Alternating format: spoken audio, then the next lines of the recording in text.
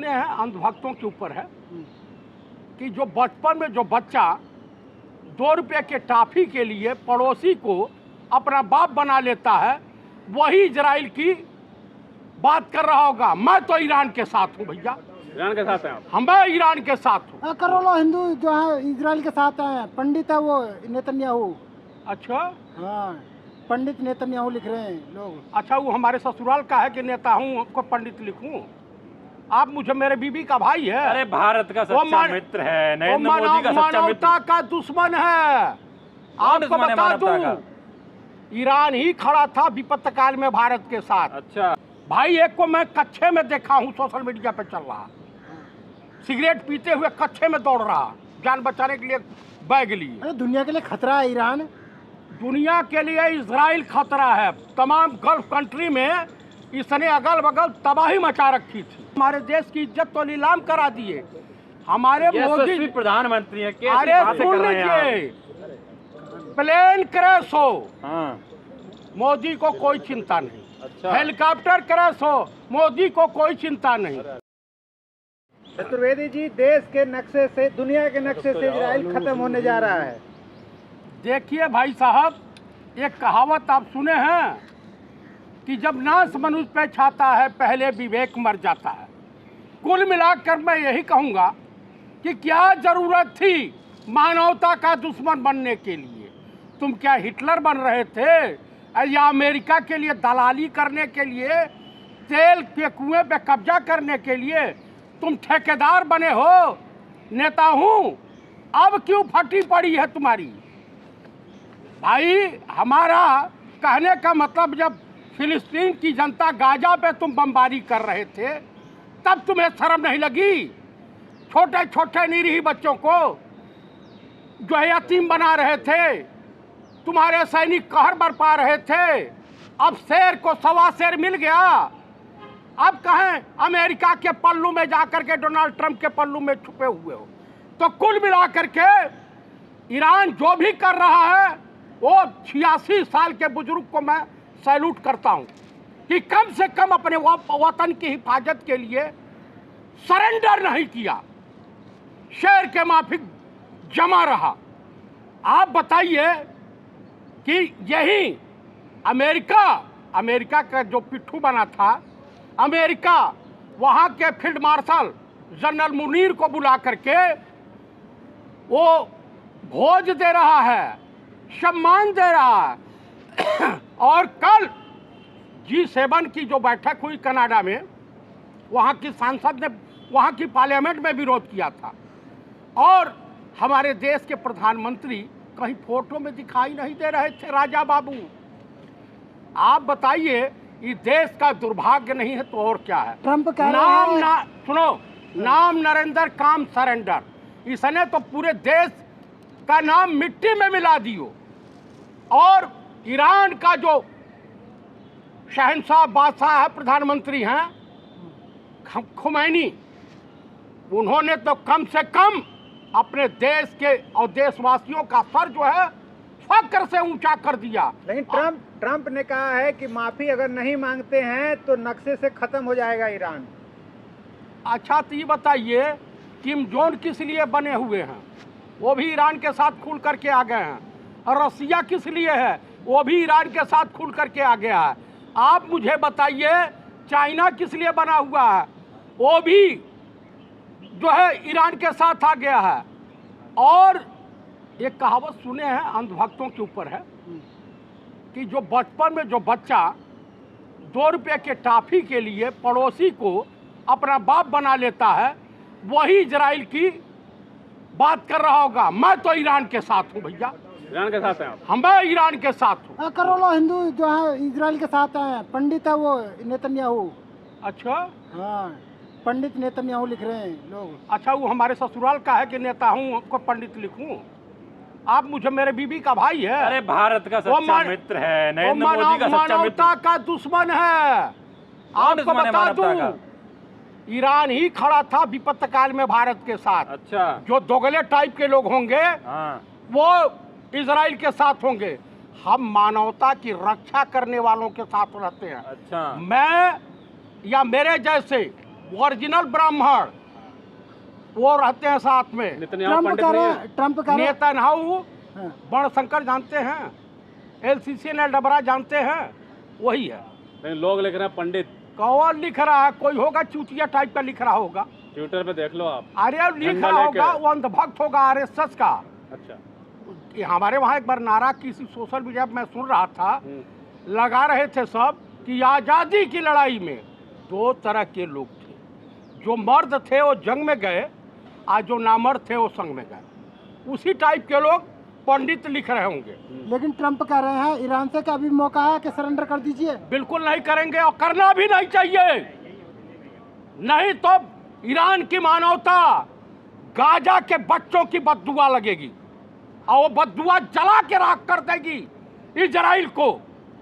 इतनी तगड़ी लगी है कि आप इनका तेल अवीव जानते हैं क्या हो गया है?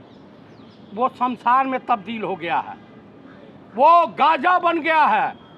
इतनी हालत खराब है कि वहाँ की जनता रोड पर उतर गई है। नेतन्याहू कह रहे हैं सारे एयर डिफेंस सिस्टम हमने फोड़ दिया, हमारे कब्जा अब उस पर, किस पे?